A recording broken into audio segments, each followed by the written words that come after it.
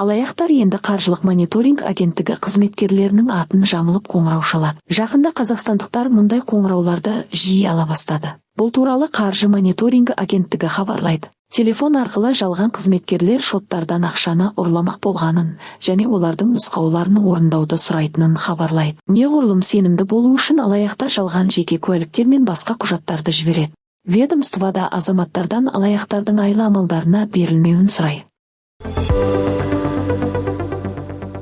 Автокөлік сатылымының рекордтық деңгейі елде қазан айында тіркелді. Қазақстандықтар салондардан 21 мың көлік сатып алды. Ең танымал Chevrolet болды. Дилерлер осы брендтің 6300 машинасын сатты. Hyundai және Kia сәйкесінше 3 және шамамен 2,5 мың автомобиль сатқан. Айта кетейік, отандық автоөнеркәсіпті 8 кәсіпорын ұсынады. Іске асыру сатысында Алматы мен Қостанайда ауқымды жобалар бар. Жұмыста автомобиль компоненттерін өндіру бойынша 10 жоба бар. Олардың кейбіреулері қазірдің өзінде іске қосылған. Автомобиль одағы басшысының айтуынша, бұл импорттық жеткізілімдерге тәуелділікті ішінара азайтуға және өндірістік процестердің тұрақтылығын қамтамасыз етуге мүмкіндік береді.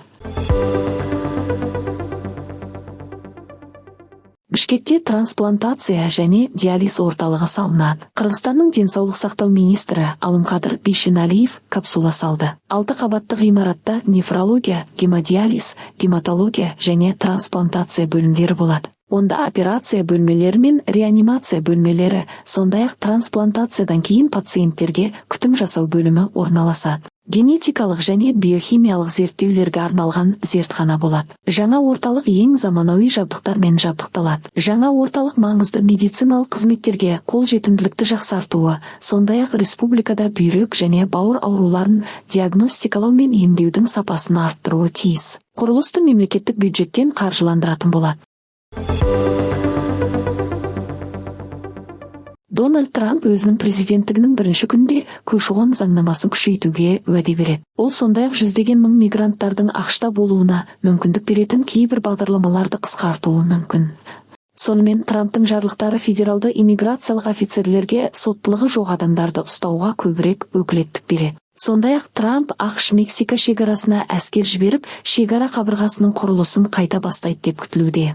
Байден президенттігі кезінде ақш-қа оңтүстік шекара арқылы заңсыз кіруге тырысқан мигранттардың саны рекордқа жетті. Алайда биылғы жылы ағын аздап қысқарды, өйткені Байден жаңа шектеулер енгізіп, Мексика бақылауды күшейтті. ақш ұлттық қауіпсіздік департаменті 2022 жылы елде заңды мәртебесі жоқ 11 миллион иммигрант бар деп есептейді. Қазір бұл көрсеткіш көбірек болуы мүмкін. Сонымен қатар Лос-Анджелес қалалық кеңесі жергілікті мигранттарды қорғау үшін бір ауыздан баспана қаласы туралы қаулы қабылдады. Бұл заң федералды иммиграциялық бақылауды жүзеге асыру үшін қалалық ресурстар мен қызметкерлерді пайдалануға тыйым салады. Қалалық кеңес мүшелері қалада 3 миллион мигрант бар дейді.